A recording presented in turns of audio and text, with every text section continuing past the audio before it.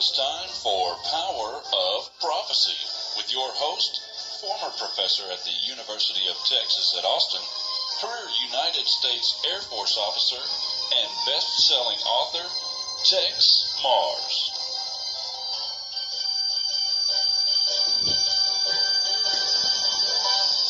Hello friends, this is Tex Mars. Welcome to another edition of Power of Prophecy.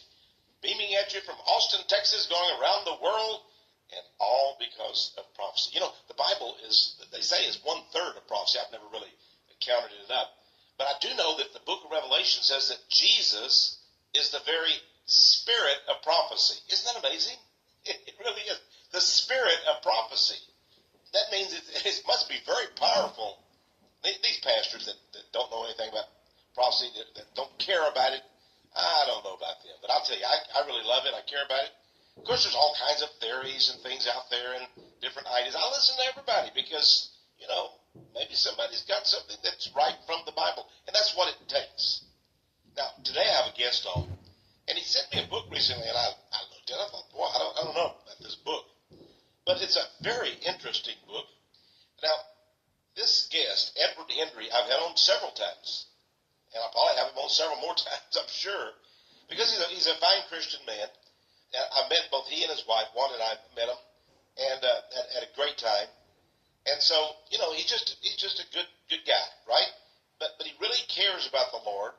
Edward Henry. Now, let me tell you a little bit about Ed Henry. I guess I can have him do it, but you know, he'd have to brag. I can say things about him, and he can just smile. But if he said it, you'd probably think he was bragging. So let me just say that he was a Catholic. He went to a Catholic high school, went to Notre Dame, the famous, I guess that's like the epitome of being a Catholic, is to go to Notre Dame University, went to Notre Dame. Then he went to a Jesuit law school. Oh, yes, he's a Jesuit. Well, he's not really, but he went to a Jesuit law school. And so you think he's a hardened Catholic, but in fact, God rescued him, just like he rescued me, although I was not a Catholic. But he rescued Edward Henry and brought him out of that into the light, and he's a Christian now. That's a wonderful story, and it's true. And lo and behold, he writes books, he's written books that are exposing the Catholic Church and Judaism as well.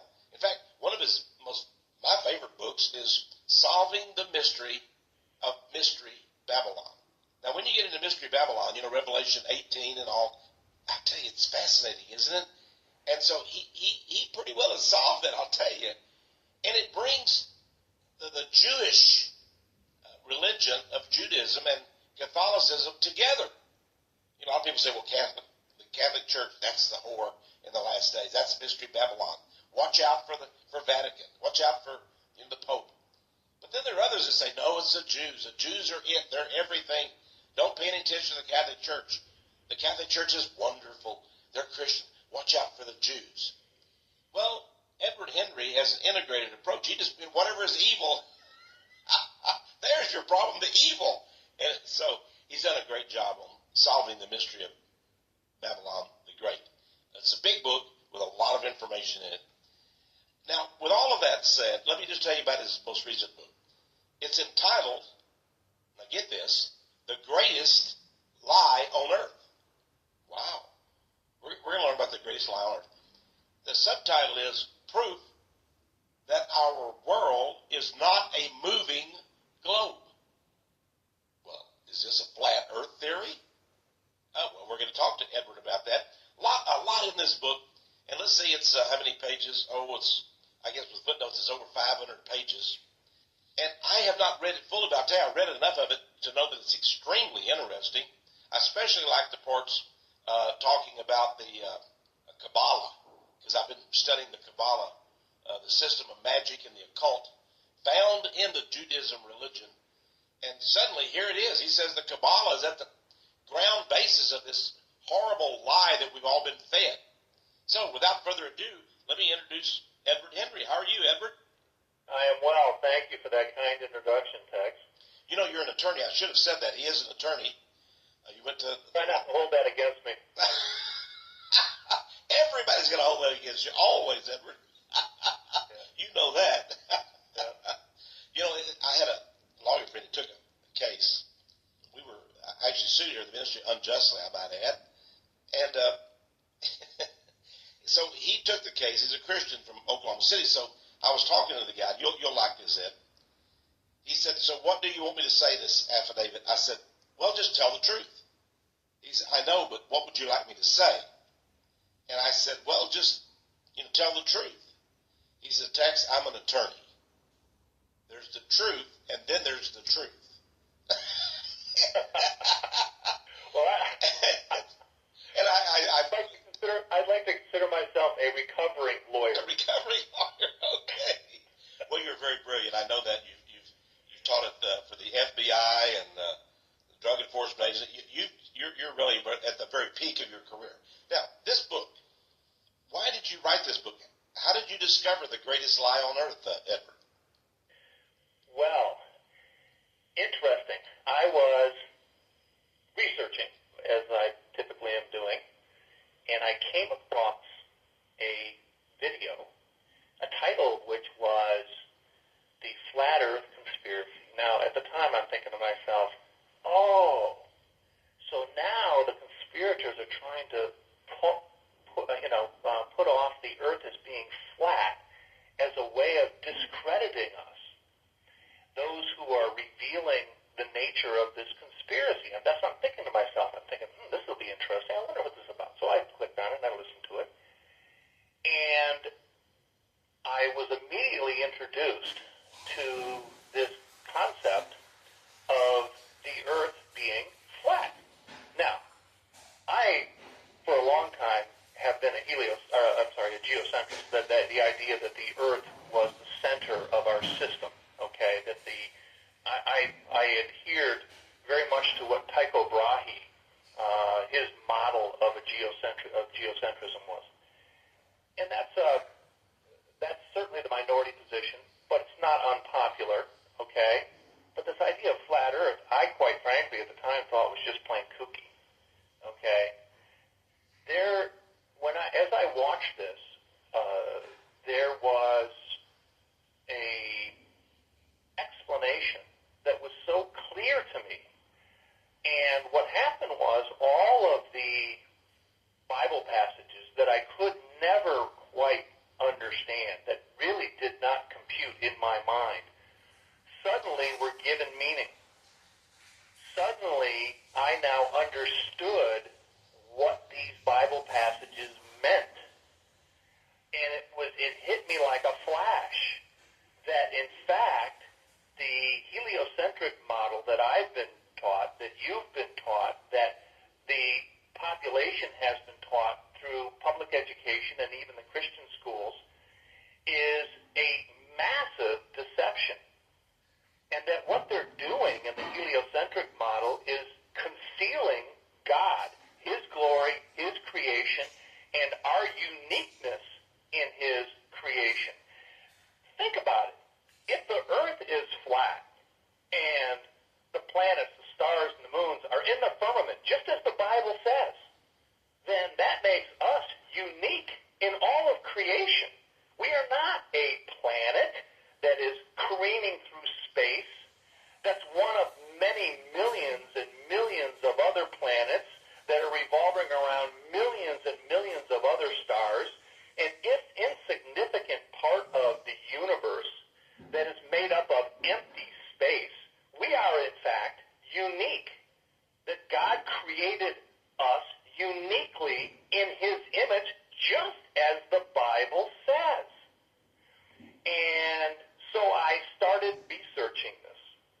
And everything I turned up, from what the Bible says to what it says in true science, demonstrated to me that, in fact, the earth was flat, that the earth is immovable, that we are God's unique creation made in His image, and that the system that we've been taught, this idea of a solar system where the earth is revolving around the sun, is a massive deception. Intergenerational, inspired by Satan himself. say the earth is flat, you don't necessarily mean that it's not a circle. It's not. Is it square and flat? And what are you really saying here?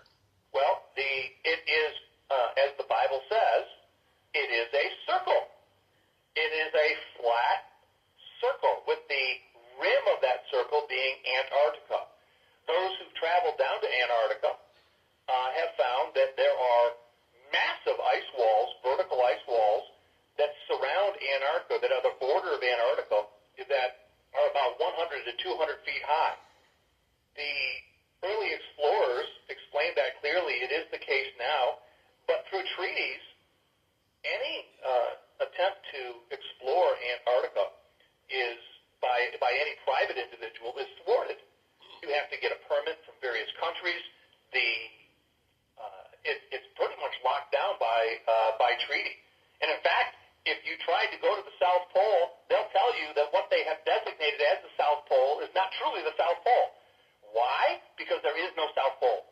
Now, they will come up with an argument that, well, it changes because of the ice flow moves, and we have, and so therefore it's not technically the South Pole. Yes, not technically the South Pole because there is no South Pole. There's a South Rim, okay? If you can think of it as a plate, the Earth being a plate, with the center of the plate being the North Pole, and the rim being south, everywhere you travel from north being south. So it would be like the spokes on a wheel. If you can imagine a bicycle wheel with the spokes going from the center, which would be the Arctic Circle, and then going out, and the tire around it being Antarctica, and with the continents now sprawled out on that wheel, that would explain how the Earth is configured, if they can visualize it in their mind. What is very much in vogue is this idea of climate change or global warming. And I'm told that there is, maybe this is, and maybe I'm on a tangent here, but you tell me, okay, you're the guy who's really researched this. They tell me that there's 10 times as much ice in the South Pole as there are, as there is in the North Pole. So, because they first centered in on the North Pole, and they said, the polar bears were drowning, the ice was melting, oh, woe is us, we're all going to be inundated with water on every coast, and the islands are going to disappear and all that stuff. Well, it didn't happen, still hasn't happened. But if global warming was true, that would happen. They said the North Pole is melting.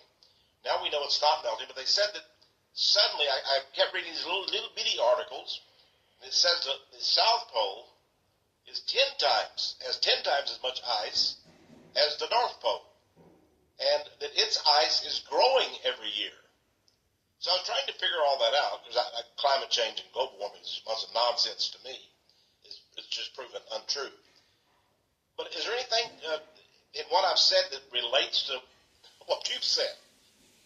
Well, I just know that the global warming is another hoax designed to tax us blind. Oh, yeah. Okay? To control the population. As far as the details of it, I am not well versed in the specific details of global warming. But from what I know and what I have found, it's scientifically unsupportable, this theory of global warming. Oh, yeah, it absolutely is. Now, in about 20 years, of a global cooling that's taking place. They don't know how to explain that. Of course, they tried to do all these silly charts and everything that are proven to be, just false. And Al Gore's embarrassed now. He's hiding out, I guess, somewhere or other. Now, let's talk about this geocentric versus heliocentric. I had a guy one day, he came to my office here, and he said, I got a book for you. And he had written a book, and it was about geocentrism.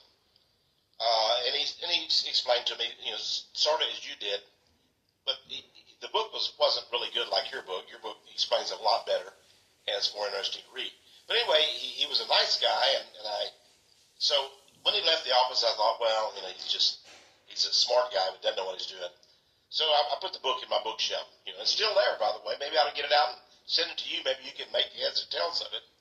But what is geocentrism, and what is the common theory, which is heliocentrism? Would you please explain those two, geocentrism versus heliocentrism? Okay, well, the common view of heliocentrism is what people have been taught in school, with the sun being, with us being as part of a solar system, where the sun is the center of the system, and then we are one of many planets that revolve around the sun. Okay? We orbit the sun, and we are a sphere, as that theory goes, orbiting the sun. At the same time, we are spinning. As we're orbiting, we are spinning once every 24 hours. All right. Okay? So, now, stop and think about that. We are orbiting the sun, okay, and we are many millions of miles away from the sun, okay, orbiting. Now, as we orbit, you look up in the sky at night, and you can see the North Star, interestingly enough. Now, the North Star is always north, hence the name. Polaris is called the North Star. Now, we're supposed to be over 93 million miles away from the sun, going around the sun in a circuit of 93 million miles. The North Star is supposed to be, according to what they say, over 400 light years away from Earth. That is, if you're traveling at the speed of light, it would take you 400 years to get to the North Star. So, 400 light years away, it's north of us. Now, this is what they say. I'm just telling you what the heliocentric view is. Now, stop and think about it. How, if we are traveling around the sun, and we are approximately 93 million miles away from the sun, that means that once we get to the other side of the sun, as we travel, that North Star is traveling with us? Think about it. How could the North Star be traveling in perfect synchronization with the movement of the Earth around the sun? That right away should cause people to question the heliocentric view. How could we be moving at this tremendous speed, okay, around the sun, while the North Star at 400 light years away is keeping in perfect synchronization with the Earth? And by the way, we're supposed to be orbiting the sun at 67,000 miles per hour, while we are rotating at 1,000 miles per hour. That's the heliocentric view. I suppose some people would say, well, that's gravity that's keeping everything in relationship to each other. The forces of gravity are pulling on each planet or each body. Although I would think that it would differ by the volume of the body. Okay, well that's good. You raised a very interesting issue. Let's talk about gravity. Mm-hmm. Gravity was a theory that Isaac Newton came up with to explain why, when we're spinning at 1,000 miles per hour, people don't fly off into space from the centrifugal force. Because stop and think about it. If the Earth is approximately 25,000 miles in diameter, and it rotates once every 24 hours, that means that the Earth necessarily, at the equator, is spinning at the rate of approximately 1,000 miles per hour. Okay? Mm-hmm. Well, as you know, when you spin something at 1,000 miles per hour, there's tremendous centrifugal force pulling outward on anything that's attached to that body. And so the laws of physics require something to keep that body attached to whatever's spinning, right? Right. Well, Isaac Newton said, that's gravity. Okay? Gravity is what keeps you attached to this spinning ball. Well, here's the problem with gravity.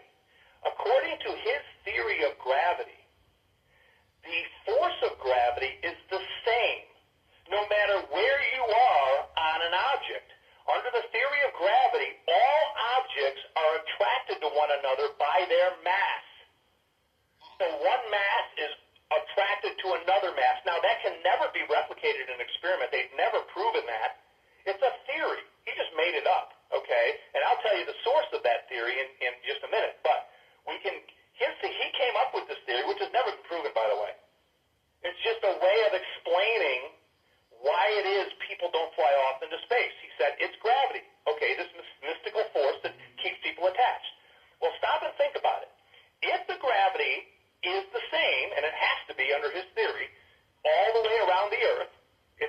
equal force, that means that the person at the equator, as he travels north, the centrifugal force becomes less. So, and the reason the centrifugal force becomes less is as he travels north, and the North Pole would be the pivot, the axis upon which the Earth is supposed to be spinning. The Earth's diameter actually gets less with regard to, in relation to the spin of the Earth. So as you travel north to the Tropic of Cancer, okay, the spin will be less than it would be at the equator. As you go into the United States, it's probably approximately 700 miles per hour, let's say. If you travel north even further, and let's say you get to within 100 feet, okay, of the Arctic Circle, okay, if you get within 100 feet of the Arctic Circle, you would be crushed by gravity. Why is that? Because you would be traveling at about 1/4 mile per hour, according to the spinning Earth theory.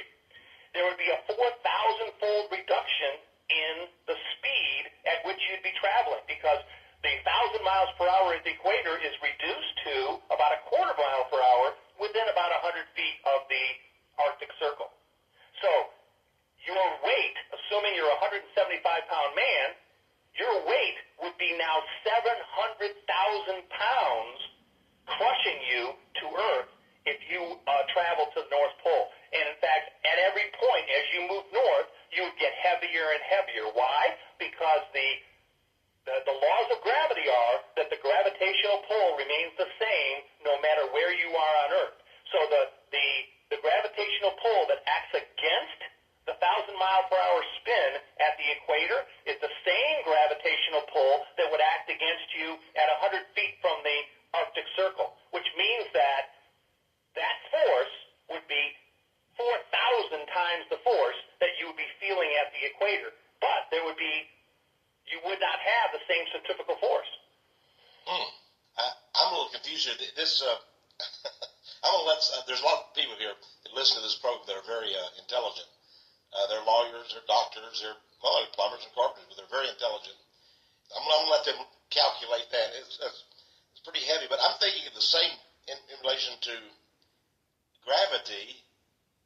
If it's, if we feel the same, if I go deep into a cave, I feel like the force of gravity is the same as if I'm out of the cave.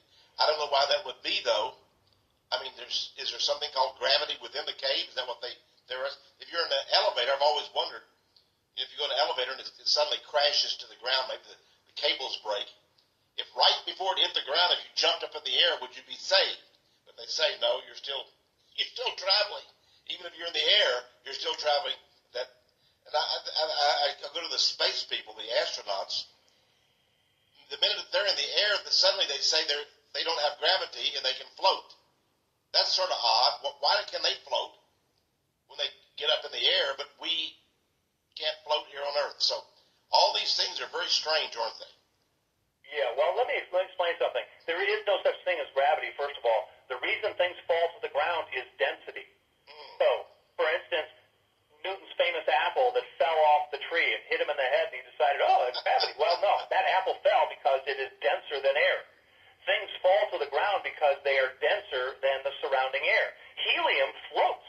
You can have a helium balloon. A helium balloon is not some mystical anti-gravity device. It's very simple. It's lighter than air. Okay? That's why it floats. And so this idea that gravity is some mystical force that must be explained out. If the Earth is not spinning, you have no need for gravity.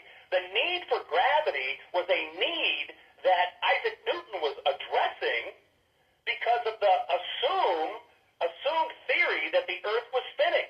If you stop the Earth from spinning and the Earth is flat, you have no need for gravity.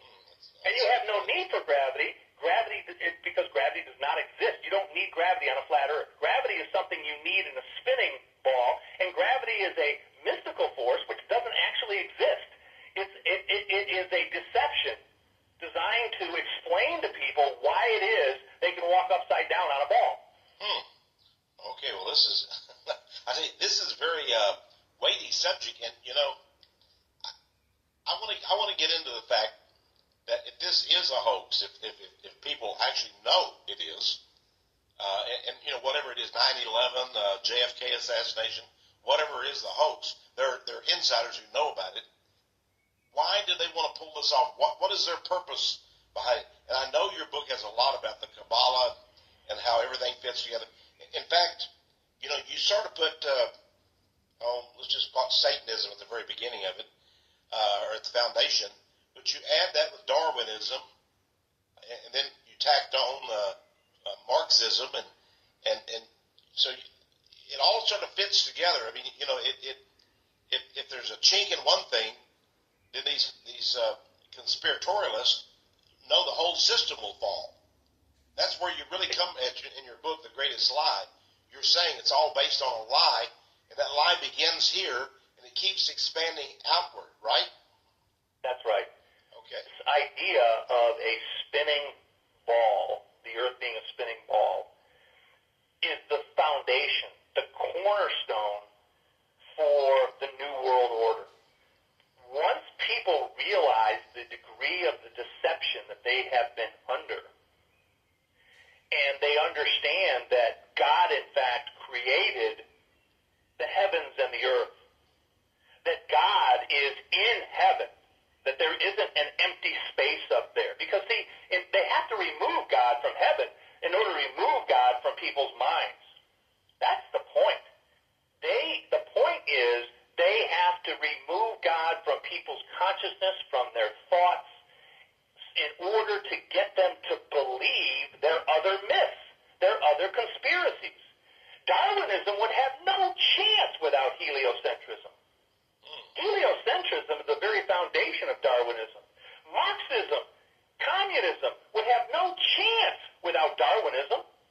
They all build upon one another, and it all comes tumbling down if you remove the cornerstone of the whole thing, and that's heliocentrism. Wow. The idea that we are simply a planet revolving in an endless space around a sun, which is one of many millions of suns, that we came into an existence not out of God's creation, out of Him speaking us into existence, but rather out of a big bang. This silliness is a fairy tale that they have gotten people to believe. And there's no way that they would ever be able to sell evolution without heliocentrism. Well, that's true. And evolution is just totally hokey. I mean, it's just nonsense. Well, I'll tell you what, we're going to have to go for a little break here. This is quite interesting. Folks, stay with us because we've got Edward Henry here. And when we come back, Ed, I'm going to ask you, what is the basis of this? How does Darwin and Marx fit in? But most of all, I'm going to ask you about the moon landing hoax. They say we landed on the moon in 69? Well, we haven't gone back. And you show in your book that these moon rocks are all fakes. That's incredible in itself. But the moon landing, why is that a hoax? And it is a hoax. But why? Why do they have to do that? Why do they have to lie about it? Why even now are they still lying about it? You would think 69 is 47 years ago. It'd be easy to go to the moon now, but they seem to have difficulty. And then I want to get to the Kabbalah. So all of that in the next 30 minutes. Is that okay? Yes. All right. We got a big agenda here ahead. I'm Tex Mars. You're listening to my guest, Edward Henry. We're talking about the greatest lie on earth. Do you believe the earth is flat? Well, there's a lot in this book. It's quite interesting. I'll be right back after this brief message.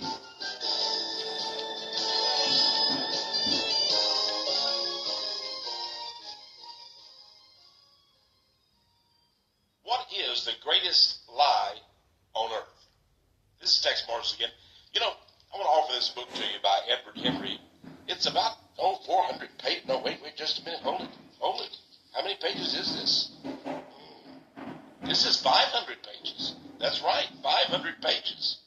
Well, I like it even more. I'm sort of a guy that, I like to really get into it, really read it, and just gets absorbed in my mind. So 500 pages, that's just great. Well, you'll want this book, The Greatest Lie on Earth. Now, you may say, oh, this is incredible.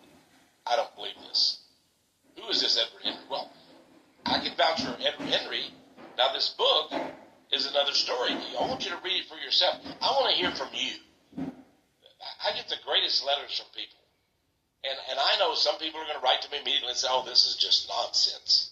I was taught in elementary school. The heliocentric view. Well, maybe you were, but, read this book. Because I'll tell you, the sections in it, that's why I was giving you the length of 500 pages, because the sections in it on Judaism, oh yes, Judaism has something to do with this. The Judaic religion is man-made tradition, Jesus said, and it comes from Babylon. And the devil he was alive back then, working hard. He is God of this world. And the Jews, Kabbalah came out of Babylon, as well as Egypt and other places. So, you can learn about Judaism just from reading this book. So it's really fantastic. Communism, Judaism, Marxism. And you read about people like Isaac Newton. We understand that he was a Christian, wasn't he? Well, maybe, but then what was he doing with the Jewish Kabbalah? Why was he so intrigued by that? And his books somehow use the Kabbalah. So I think there's so much here that you may not even believe. You may not really understand the concept of geocentrism. But there's so much in this book. It's like 4 or 5 books in one. And I want you to have it. Now, and then I want you to read it and tell me what you think. Okay? I'd like to know what you think. I really believe that God is going to reveal to people's hearts the truth. And I know we have true Christians listening to this program. That's the reason why we've been successful. We've been on the air, over 28 years. We've been on the air. And that's because we hit that chord in Christians' hearts. So please let me know. Now, this book, we're going to ask $25 for it because it's so big and so, bulky and has so much information in it. $25 for the book, The Greatest Lie on Earth. You just call it the lie, the big lie, okay? Let's call it the big lie so you don't have to remember the title. But the title is The Greatest Lie on Earth. Now, call us and order it Monday through Friday.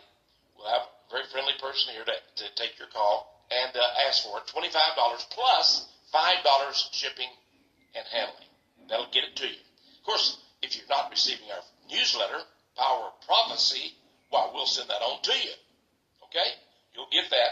And now's an exciting time. I'm having several stories on the election and so forth. But I'll tell you, folks, this election to me is not as exciting as books like The Greatest Lie on Earth. Elections come and go, but great ideas, they remain, and they grab people's brains and minds. Think of Karl Marx. How many men died, were tormented, tortured because of the horrible writings of Karl Marx? Wow. That far exceeds anything that Donald Trump or Ted Cruz or whatever would have, doesn't it? And so that's why we offer these books. You may not be able to get this book. It may not be at a bookstore, but you'll be able to get it here. Just came out, by the way, so we're offering it to you for $25. Add $5 shipping and handling. Get it by calling us toll-free, 1-800-234-9673. Or go to our website, powerofprophecy.com. Powerofprophecy.com. Or just put my name in. It's tough to spell, I know. Texemars, T-E-X-E, Texmars, M-A-R-R-S, all one word, .com, Texmars.com. You can get the book there. Or you can write to us and put a little note in and say, hey, Tex, send me that book about the lie, the greatest lie on earth. And we'll get it right off to you. I'm sure Edward will get as many copies made up as we need to as we go along here. So send it to me. And with a little note, tell me you want this book, $25 plus $5 shipping and handling. Okay? Our address here is Power of Prophecy. We're right where we've been for, about 25 years. 1708 Patterson Road, Patterson Road, Austin, Texas, 78733. By the way, Jerry's my broadcast engineer here in the studio. You know, did I ever tell you one day I came to work here, it was about 10 in the morning, and there were two guys in our backyard. You know, they were there, they had a folder of some kind, they were just standing in our backyard. You know, folks, we're sort of in the country, well, we are in the country, and there was nothing behind us. It goes all the way back to a creek in a lot of woods area. We're out of Austin, you know. And so I went up to them, I said, can I help you, gentlemen? Well, they said, we hope it's okay for us to be on your property. We're here doing a nature inventory. I said, a nature inventory? Yes, you know, we've been tasked by the city with figuring out which areas of the city and the county have endangered species. And we're looking for cave bugs and, you know, and I just, you know, they're on my property. They didn't even ask to come on. Now, anybody can come on here. I mean, you know, we have the door open, right? We have, you know, if they can stand the sign in the door which says that the truth shall make you free, and the Bible quote in John, if they can take that, they can come in, okay? But you're welcome to come in. Come in to see us sometime here. You know, we're all going to be busy. We can't just stop it, but we will shake your hand, maybe offer you a cup of coffee or a Coke or something. So it's not that we dislike people, but these guys didn't even ask. They just showed up on our property. And all I could think of was they're going to find some little bug, and then we're going to be in all kind of trouble. So I told them, well, gentlemen, you know, I know you're just doing your job, but I would prefer you leave my property. And they looked at me like, oh. And I said, I really don't believe in the environmental movement. I do believe in conservation. I believe in keeping things clean, pure. But I would appreciate your leaving my property. And they had promptly left. They had instructions. If they got in any trouble, they'd leave. Did I ever tell you about that?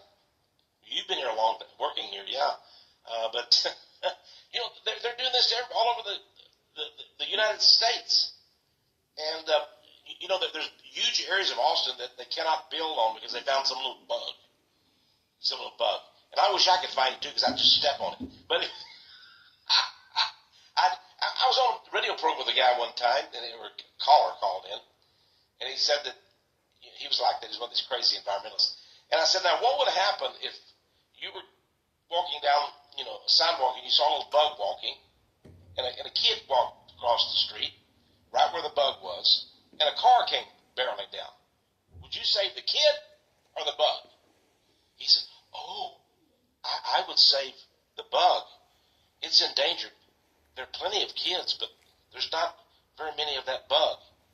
And I thought, boy, that's brutal. That's inhuman. And that just shows you where these folks are at. I think Edward Henry, he's listened to us from home there. He'd understand the horror of that guy. That guy was sincere, though. He would save the bug and let the kid be hit by a car and die. It just showed me what was really in the hearts of the environmentalists. They were monsters. They didn't know it, but all right. Okay, the greatest lie on earth, $25 plus $5 shipping and handling. Now let's return to our regular program. I did mention to you, you'd get a free subscription to our Power of Prophecy newsletter, didn't I? Once you order this book. And when you order anything from us, we automatically extend your subscription, automatically. So you just keep getting it. As long as you order something from us, we just keep sending it to you. And so many people write to us and say, I'd love to get that newsletter. So that's how you get it. You just order something periodically from us. All right, we're back to Power of Prophecy. My guest today is Edward Henry, a very well-known, famous lawyer. And I suspect you're going to get more famous after this book comes out, Edward. Well, let me tell you, you mentioned your newsletter. I always look forward to getting that. And interesting, a couple weeks ago, I got the newsletter, and I didn't have time to read it then, so I set it aside. And my wife is she's very neat and clean, and all the newspapers get thrown out. Now, somehow she threw out your newsletter. Oh, no. And I was so disappointed. I always look forward to reading that. But anyway, getting back to the issue of my book and the issue it addresses, I understand how difficult this is going to be for many people. I'm sure they're rolling their eyes thinking, this is just nutty, okay? I would have had the same impression had I not looked at the evidence and looked at the Bible passages and studied this thoroughly. I'm telling you, every scientific study that's ever been done, every scientific study not moving. That's something that they do not tell you in school. They conceal that. From Airy's failure to the Michelson-Morley experiment, it shows the Earth is completely stationary.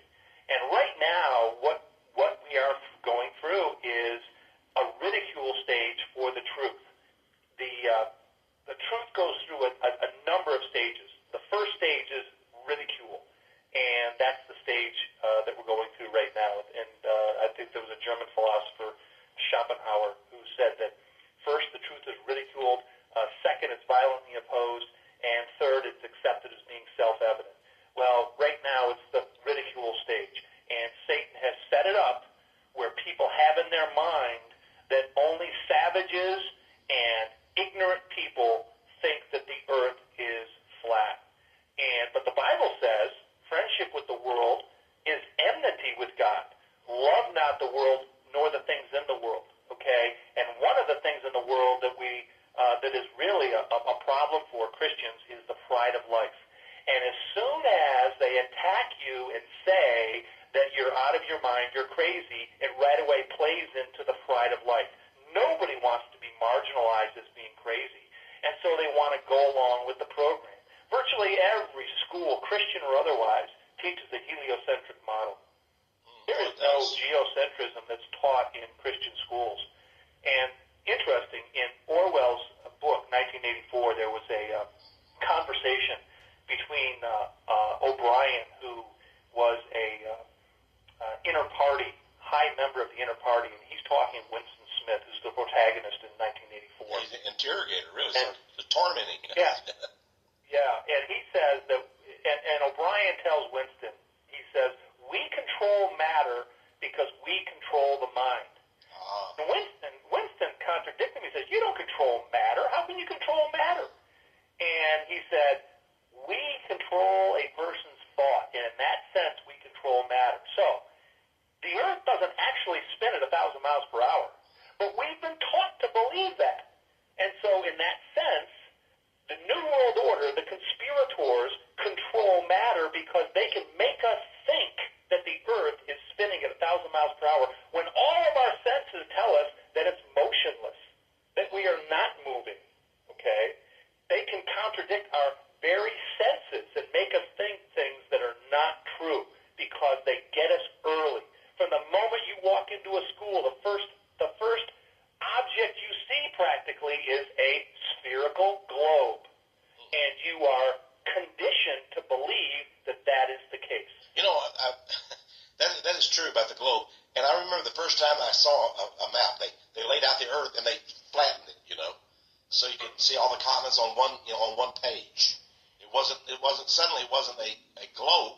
It was flattened, and I couldn't make out the continents. I couldn't make out readily. I couldn't, and it just seemed like it should be in a globe. So that's how they get your mind. You don't even think of it as that way. As flattened, but you just think of it as a round globe. And that's true. There's so much like that. Like my book, DNA Science and the Jewish Bloodline. It's just absolutely true that there are few true Israelites. They go all the way back, to the time of Abraham and Isaac and Jacob. But the Jews keep telling us we are the true Israelites. We descend all the way back, and you've got to give us Israel while we deserve it and all that. But really, they're Khazars. But it's still tough to take. And actually, the racists love it. They love to keep the Jews, the Jewish blood intact and consistent because they think something in the blood makes them evil. But you and I know it's the human heart that's evil. But anyway, you're so right about how we're just programmed. Like that terrible song, Hotel California, we're programmed to receive. People just believe it. And you're also right, Edward, in that they're frightened to be different. That's why people are find my ministry so tough, although many people are now coming around and going, wow, all these things are true. Do you think that your book, which probably 20 years ago you would not, you published it yourself through Great Mountain Publishing, 20 years ago probably would not have been able to be published just because of the economics and all that. and the internet, and I know you've got a website. I want to know what your website is. I want people to go on that. But do you think now we're beginning to chink away at the lies? And maybe this is the greatest lie, but it's just another one of the many lies. Do you think we're beginning to break away, and maybe people are beginning to awaken? Maybe your book is part of this process, Edward? Oh, I think so. I think that there was a famous episode when Andrew Jackson was defending New Orleans, and there was a fog, as I recall the episode, and one of his officers said, well, what are we going to do? We can't see them. He said, there'll come a moment when you will see them and you'll know what to do. The fog will clear. There's been a fog. This fog is clearing. And as things are falling apart economically, spiritually. Can you imagine I just can't imagine the Supreme Court ruling that people have, that sodomites have a right to marry. I mean, it's just absurd. Well, it's right. Imagine something like that. It's right. It's been in the Constitution all these years. You haven't seen it. You're a constitutional lawyer, don't you know that, Ed? Well, it's going to be taught in schools now. It's going to be taught in schools now, and Christians are going to understand very soon that this idea of special privileges being given by the government to certain people that are going to conflict with God-given constitutional rights, the government privileges will win. Always have throughout history, and they always will. And so Christians will be persecuted when they take a stand against sodomite marriages. It's already started, okay, but it will happen in earnest, I think, not very long from now. And people will think it's natural. Why did they ever oppose this? It's just the first step. It's just the first towards degeneration. It is. Because what is next? What's the next sin? Because that's what we're talking about, that they're going to protect. See, the people have lost sight of the fact that government is one thing and one thing only. It is force. And so when the government gives a special privilege to a group of people, it is putting its force into play on that side. See? Oh, yes. So the sodomites now have the force of government on their side to compel people to do things that they don't want to do. Well, they're taking that force too, aren't they? They're cracking down on all of us that know better. Well, let's talk about the moon landing, because this is sort of a central part of your book. It's not the end all, but it is an important part. The moon landing, you agree with me that there was a hoax involved, and there's been so many books out. We've offered a couple of them by Renee and others that show the photographs that just don't make any sense.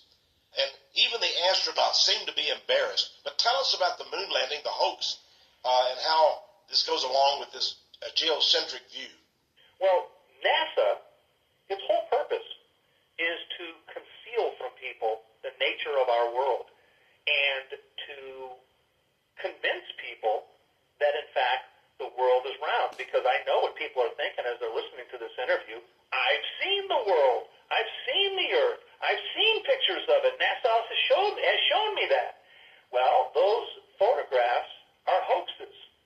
In fact, NASA will admit that the photographs are actually constructed. They're not, most of them are computer generated.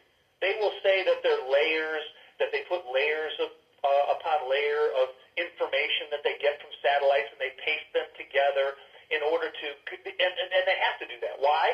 Because there's no way they can conceal the fact that they are manufactured. Well, this is like Obama's birth certificate, all those layers of photoshopping on top of it. Right. There are a couple of them that early on they depicted as actual photographs of the Earth from space. Okay? And one of those photographs can be shown through Photoshop that it's been cropped. It's a cropped photograph. It's not. It's some sort of image of the Earth that's been cropped to make the Earth appear to be a round ball. But there's all kinds of evidence like that. For instance, if you compare one image of the Earth taken by NASA with another image you'll notice that the continents are not the same size from one year to the next. They change, they shrink, and they grow. They cannot keep their graphic artists straight as to how big the continents are. The continents are significantly different in size from one photograph to the other. It's really interesting to watch. They have duplicate clouds.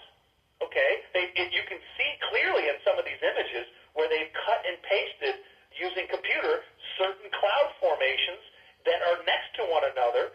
They're not actually there. They're just pasted on. Now, there's another thing, too. You show in your book, you prove it, that NASA seems to have lost all of these films. They seem to, the moon walk and all that, the originals are all missing. How can something that historically important and worth probably $100 million or more to some famous collector somewhere, how could they be suddenly, we've just misplaced it? We don't have it anymore. Their excuse with regard to the Apollo 11 videotapes in particular was that they were running short on videotapes, and so they needed tapes, so they taped over them. They actually made this excuse. The number of lies that they come up with is just incredible. And they've been caught red-handed fabricating images of the Earth from supposedly the space capsule. Bart Sibrel, in his film, A Funny Thing Happened on the Way to the Moon, he got a videotape that he was probably not supposed to have. Somehow NASA sent it to him in one of his requests. And it shows an outtake that that was not supposed to be for public viewing, that shows them faking a picture of the moon using some kind of transparency against the window. It's absolutely fascinating. And most recently, they had an incident where an astronaut almost drowned in his spacesuit. Now, how does an astronaut drown in the empty vacuum of space? Now, they'll try to tell you that, well, it was a malfunction of the heating system, et cetera, et cetera. And now, by the way, they have retrofitted the spacesuits with snorkels in order to avoid drowning. And the reason he drowned is because all of these things are done in a large pool to make it appear as though it's space, the motions and so forth, the weightlessness. And they're filmed in pool, and you can actually see bubbles from time to time in some of these NASA films, and actually some of the films from the Chinese spacewalks that they do. And you can go on YouTube and you can see the bubbles that come up. So, and they've been caught time and time again. Now, you show also that, I think it was Gus Grissom, was horribly burned to death. And those astronauts. And by the way, I want people to get my video, The Eagle Has Landed, in which I also, it's sort of like Bart Sibrel's. It talks about all these things and the scandals and the deaths and so forth. Now, the astronauts themselves, all except for that one astronaut that loves to get publicity, what's his name? Buzz Aldrin. Yeah, Buzz Aldrin. That guy's a 33rd degree Mason, and everything is sort of Masonic, and he's sort of a nut. But except for him, the other astronauts, they don't like to get publicity. They don't want to come out. It's like they're sort of embarrassed that they were told a lie about this, and they don't like to meet the cameras nowadays, do they? No, that's true. In fact, if you really want to understand the deception of the moon landings, watch the Apollo 11 news conference. They posted it on YouTube. Just type in Apollo 11 post-mission news conference and watch the demeanor of the astronauts. Oh, I saw that picture you have. It is man, taking when you see it. They look like they're criminals on the dock, that they've just been charged with murder. They really looked oppressed. Like these guys, they should be celebrating, should be high-fiving and wonderful and jubilant, and the whole world celebrating them, and they look morose and depressed. And you got all this in your book, and it's just boy, that was a stunner. Yeah. Now, you mentioned Gus Grissom. They murdered him. He knew that the Apollo moon missions would never succeed with the equipment that they had. And he, in fact, hung a lemon on the Apollo capsule. And I'm not sure if they called it the Apollo at that time, but one of the capsules, that in order to graphically display for the media what he thought of it. On the day that he died, they actually pumped pure oxygen into a capsule during testing. And he he actually went into that capsule, he asked Joe Shea, NASA's chief administrator, to go in the capsule with the other astronauts during the testing because he smelled a rat. He smelled a rat. He did not understand what was going on, and he was concerned. His life had already been threatened. In fact, they actually had him under guard because he had received many threats, and his impression was the threats were coming from within NASA. What they did was they pressurized that capsule with between 16.7 and 20.2 psi of pure oxygen. Now, most people who are not engineers don't understand the danger of pure oxygen. Pure oxygen is very volatile. And when you put it under pressure, it will actually cause things that are combustible to oxidize spontaneously and burst into flames. It is so dangerous. Engineers who know about oxygen under pressure, when they understood what they had put these astronauts through that day, considered what they were in as an oxygen bomb. Interesting, on that day, they changed the way the capsule door opened so that it opened from the outside in, and it was bolted shut. It took about 8 minutes to open the capsule, and Grissom's son later was given access to the capsule, and he knew what he was looking for because he had already conferred with people who knew what to look for, and he actually found a fabricated metal plate hidden behind the switch panel that would cause a spark. Now, when you have a pure oxygen environment under pressure, that's all it takes for that thing to explode, and that's what happened. As soon as they went through their whatever checks they were doing in that capsule, a switch was thrown at a certain time, and that thing just burst into flames. Those astronauts did not have a chance. They couldn't get out. They changed the door. No. That was a horrible situation. Yeah. Well, listen, we've only got about a minute. I wish we had more time. Very revealing is that night. It was 6:30 p.m. at night on Friday. Mm-hmm. That night, the FBI went to Grissom's home and searched his house and took all of his NASA files. So his body wasn't even cold, and they were already busting down, I shouldn't say busting down the door because I don't know how they made their entry, but they were already in the house, rifling through his stuff and seizing all of his documents that night. That was all obviously, it was planned. Yeah. And they were already ready to go to get the documents. Amazing. He had taken copious notes of his findings that the Apollo moon missions just were not going to go. It was not possible with the equipment they had. Well, I'll tell you, Edward, we run out of time. I wish we had more time. This is just getting interesting now. It's getting a little heated and hot. But I especially wanted to go through the Kabbalah. And I want to show people, I'm going to just point to your book here, how you show it's the undercurrent, it's the foundation of all the occultism and Satanism in the entire world. And it permeates these scientific theories and NASA and so forth. Everything, the Kabbalah, the Jewish Kabbalah, it's so important. Let's do another program on it and talk about that, could we? Okay, absolutely. All right. Well, my guest today has been Edward Henry. His book, The Greatest Lie on Earth, it's a fascinating book. Whether you believe it or not, we'll read it and give it a try. See what you think. And I want to hear from you because I know a lot of you are going to really find this interesting. Until next time, tune in each week and discover